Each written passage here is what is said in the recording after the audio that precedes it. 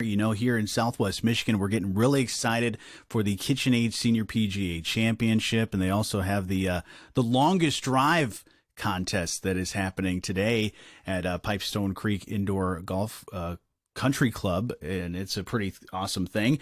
But another great thing as far as golf goes is the Masters kicks off this week, and I thought I'd bring in Dave Doetsch, who is a corner office, the boss man, whatever you want to call him. He's the guy, but I know you love golf. So, Dave, good to have you on the show here, man.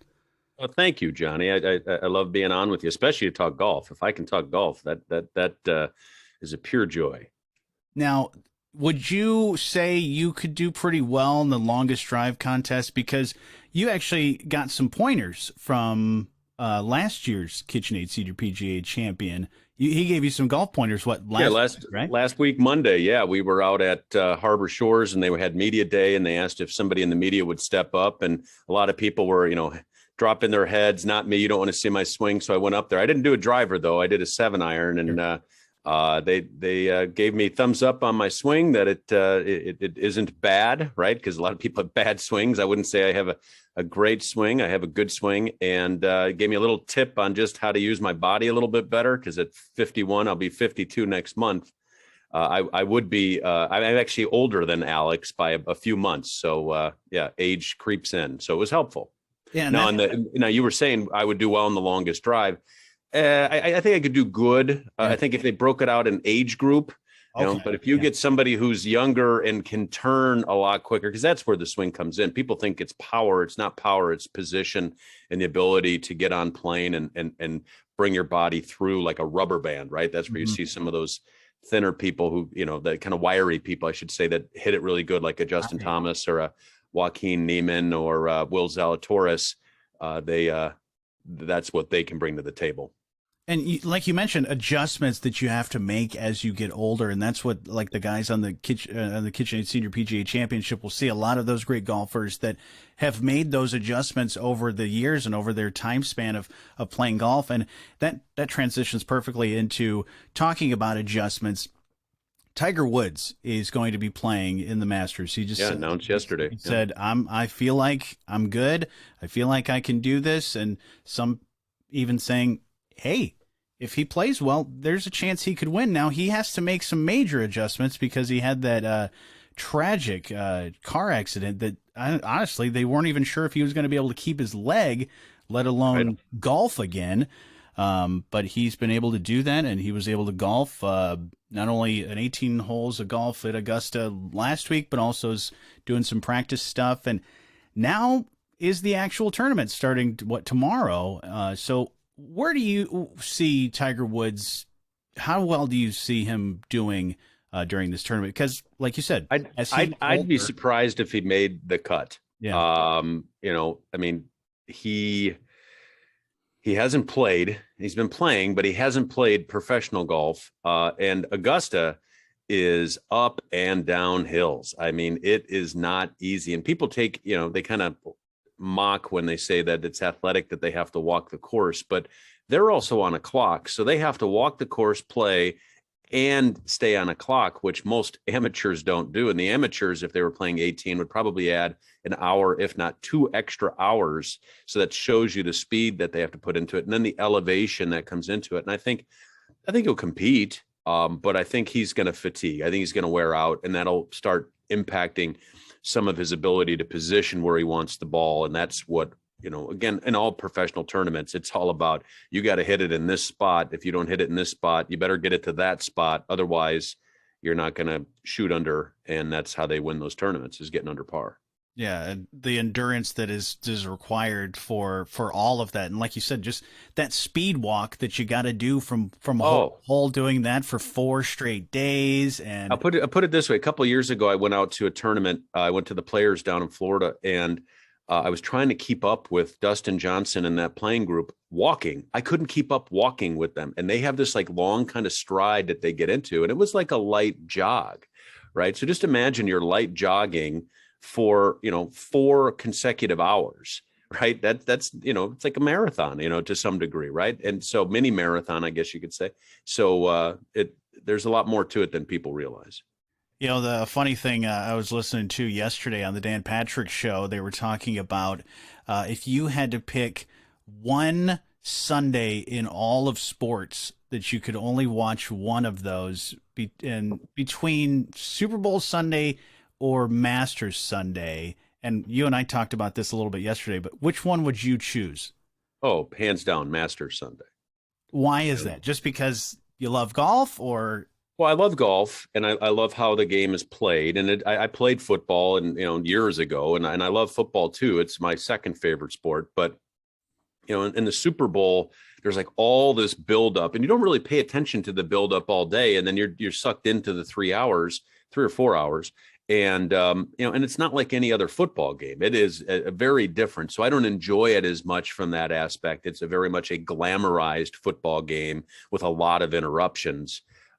Whereas the Masters is like this calm, majestic, opening of spring. It's beautiful to watch. It's always compelling. Even if somebody's ahead by a few shots, that something could happen. And it's happened before where, you have the years of Greg Norman in the 90s, or you've got Rory a few years ago, or Jordan Spieth, who just collapsed on a Sunday when they had significant leads. And, so you just never know. And then and then you got all these players playing, you're seeing all the playing on the different holes. So there's so much more action. Again, if somebody wasn't a golf fan, they and more football fan, I could get it. But for me, just the beauty, it's just like, as Jim Nantz says, an event, what is that? An event unlike any other, unlike right? any other. Yeah. Right. And it just really is. I wonder what Jim Nantz would choose, because he usually will call a Super Bowl, and he also calls the Masters. I wonder which one he would choose as far as which one to announce. My thought is that'd be a tough decision for him. He is such a golf fan. He lives on Torrey Pines, so I mean, he's got his own 3-hole, or par 3 hole in his backyard based on that course. Yeah. So yeah. That'd be a tough. Oh no, not try Pebble Beach. Excuse me, Pebble Beach. Yeah. So who's your pick then for the Masters? Who do you think is going to be able to get that green jacket? Well, the choice lately with the way he's been playing would be Scotty Scheffler, who and said that he's happy all the attention's on Tiger, so it isn't on him because of the way he plays. But again, Augusta isn't like the courses he's been playing. So it, very much the type of course will affect who can and who cannot win. And many times you see prior winners win again a few years later because they know the course. So I think someone like Dustin Johnson, who won it in 2020 in the fall when it was moved, he's been playing really well as of late, and his game's been kind of creeping up. So you could see him do it. Joaquin Niemann, who won in Southern California a couple weeks ago, that's a real up and down hilly course, different grass. So we'll see, but he's been playing really well. So, I think it's going to be a named player like a Dustin Johnson or somebody like that. Yeah. And I'm sure you'll get a couple of those surprise players that make it maybe to the final top tier. But yeah, you're right. It's a tough course for them to play. So we'll end up seeing who ends up getting that. But I know you'll be watching. I will. And when you talk about tough courses, two different things I heard this week. One was on Dan Patrick, which airs here on WSJM. They asked Bubba Watson if he just was playing on the Masters Sunday course with one club, what one club would he choose and what would he shoot? And he said, I would take a 7-iron and I'd shoot an 85. Now, putting that into perspective, one of the top college athletes, golfers, a couple of years ago got to play the Masters after the Masters in the course setup. Now, this is a college player who was ranked, so a good college player, right? This is a very good golfer. They shot a 119 with their full bag. Wow. That's how tough that course is. That's how tough that course is. So, people don't realize, they just see this beautiful green, kind of layout, and they think it's, just like any other course, but it's not. Those pros, this is their test. Well, it's certainly a great start to the golf season with a great major like the Masters. So I'm looking forward to checking that out. And then, of course, the KitchenAid Senior PGA Championship here in little over a month. We'll have, yeah, Memorial Day weekend. I'm very much looking forward to it. Proud of our partnership with them. It's great for the community. So I hope everybody gets a chance to go out there one, if not all of the days. And if you're not a golf fan, that doesn't matter. Right. You know, just walk the course, see the setup, see the energy, watch a few holes, right? There's a lot to do. It's such a fantastic event for us to have here. And I hope all the individuals, all the people of our community give it a C this year. And speaking of tough courses, every player that comes to check this course out or plays the course says this is a very, very tough course.